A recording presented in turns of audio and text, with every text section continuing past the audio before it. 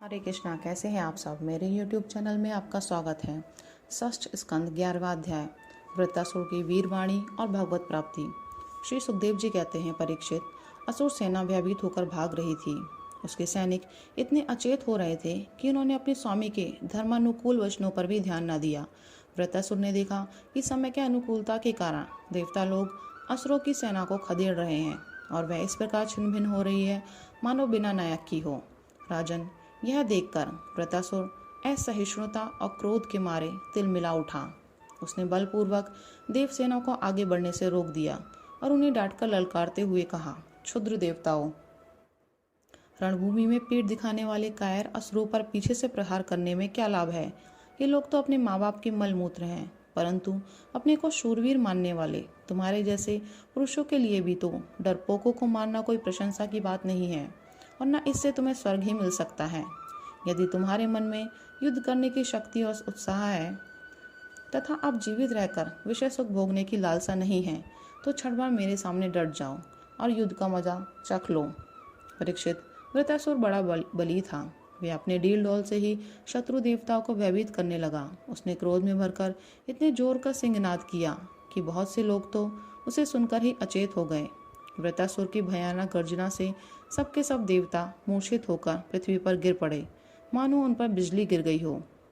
अब जैसे मदोन्मत्त गजराज नरकट का वन रौद डालता है, वैसे ही रणबांकुरा वृत्तासुर हाथ में त्रिशूल लेकर भय से नेत्र बंद किए पड़ी हुई देवसेना को पैरों से कुचलने लगा। उसके वेग से धरती डगमगाने लगी।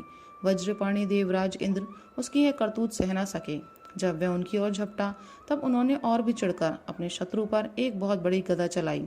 अभी वह ऐसे है गदा वृत्तासुर के पास पहुंची भी ना थी कि उसने खेल ही खेल में बाएं हाथ से उसे पकड़ लिया।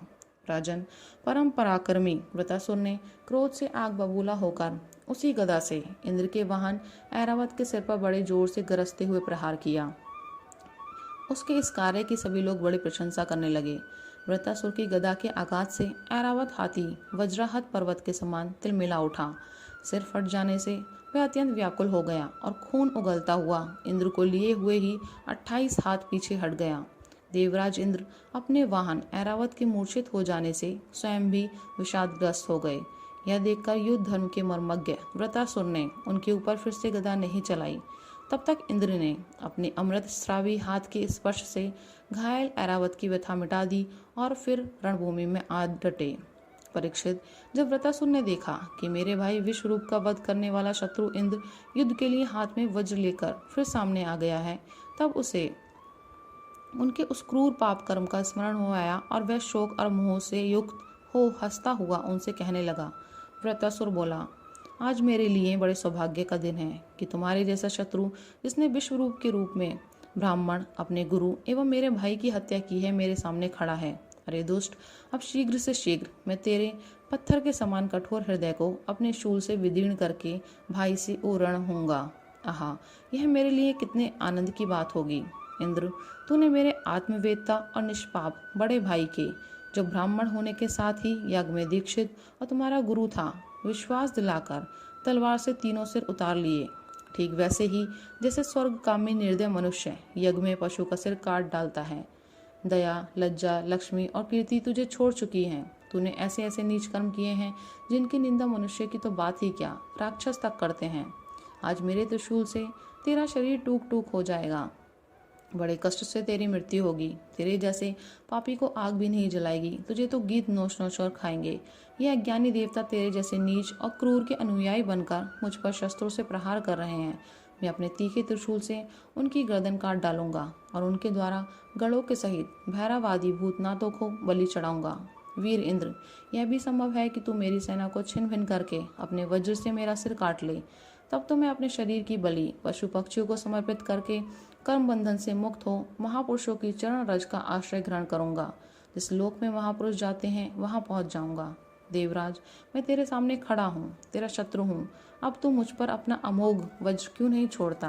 तू ये संदेह ना कर कि जैसे तेरी गदा निष्फल हो गई, कृपण पुरुष से की हुई याचना के समान यह वज्र भी वैसे ही निष्फल हो जाएगा। इंद्र, तेरा यह वज्र श्रीहरि के तेज और दधीची ऋषि की तपस्या से शक्तिमान हो रहा है। विष्णु भगवान ने मुझे मारने के लिए तुझे आज्ञा भी दी है, इसलिए अब तो उसी वज्र से मुझे मार डाल, क्योंकि जिस पक्ष में भगवान श्री हरि हैं उधर ही विजय, लक्ष्मी और सारे गुण निवास करते हैं। देवराज, भगवान संकर्षण के आज्ञानुसार मैं अपने मन को उनके चरण कमलों में लीन कर दूंगा। तेरे वज्र का वेग मुझे नहीं, मेरे विषय भोग रूप फंदे को काट डालेगा और मैं शरीर त्याग कर मुनि जनोचित गति प्राप्त करूंगा। जो पुरुष भगवान से अनन्य प्रेम करते हैं, उनके निजन हैं, उन्हें वे स्वर्ग, पृथ्वी अथवा रसातल की संपत्तियां नहीं देते, क्योंकि उनसे परमानंद की उपलब्धि तो होती ही नहीं। उल्टे द्वेष, उद्वेग, अभिमान, मानसिक पीड़ा, कलह, दुख और परिश्रम ही हाथ लगते हैं। इंद्र, हमारे स्वामी अपने भक्त के अर्थ, धर्म एवं काम संबंधी प्रयास को व्यर्थ कर दिया करते हैं, और सच पूछो तो इसी से भगवान की कृपा का अनुमान होता है, क्योंकि उनका ऐसा कृपा प्रसाद अकिंचन भक्तों के लिए ही अनुभव गम्य है, दूसरों के लिए तो अत्यंत दुर्लभ ही है। भगवान को प्रत्यक्ष अनुभव करते हुए वृत्तासुर ने प्रार्थना की, प्रभु आप मुझ पर ऐसी कृपा कीजिए कि अनन्य भाव से आपके चरण कमलों के आश्रित सेवकों की सेवा करने का अवसर मुझे अगले जन्म में भी प्राप्त हो। प्राण वल्लभ, मेरा मन आपके मंगल में गुणों का स्मरण करता रहे, मेरी वाणी उन्हीं का गान करे और शरीर आपकी सेवा में ही संलग्न रहे। सर्व सौभाग्य निधि, मैं आपको छोड़कर स्वर्ग, ब्रह्मलोक, भूमंडल का साम्राज्य, रसातल का एक छत्र राज्य, योग की सिद्धियां, यहाँ तक कि मोक्ष भी नहीं चाहता। जिससे पक्षियों के पंखीन बच्चे अपनी माँ की बाट जोतते रहते हैं, जैसे भूखे बछड़े अपनी माँ का दूध पीने के लिए आतुर रहते हैं, और जैसे वियोगिनी पत्नी अपने प्रवासी प्रियतम से मिलने के लिए उत्कंठित रहती है, वैसे ही कमल नयन, मेरा मन आपके दर्शन के लिए छटपटा रहा है। प्रभु, मैं मुक्ति नहीं चाहता, मेरे कर्मों के फलस्वरूप मुझे बार बार जन्म मृत्यु के चक्कर में भटकना पड़े, इसकी परवाह नहीं, परंतु मैं जहाँ जहाँ जाऊँ, जिस जिस योनि में जन्मूँ, वहाँ वहाँ भगवान के प्यारे भक्तजनों से मेरी प्रेम मैत्री बनी रहे। स्वामिन, मैं केवल यही चाहता हूँ कि जो लोग आपकी माया से देह, घे और स्त्री पुरुष आदि में आसक्त हो रहे हैं, उनके साथ मेरा कभी किसी प्रकार का भी संबंध ना हो।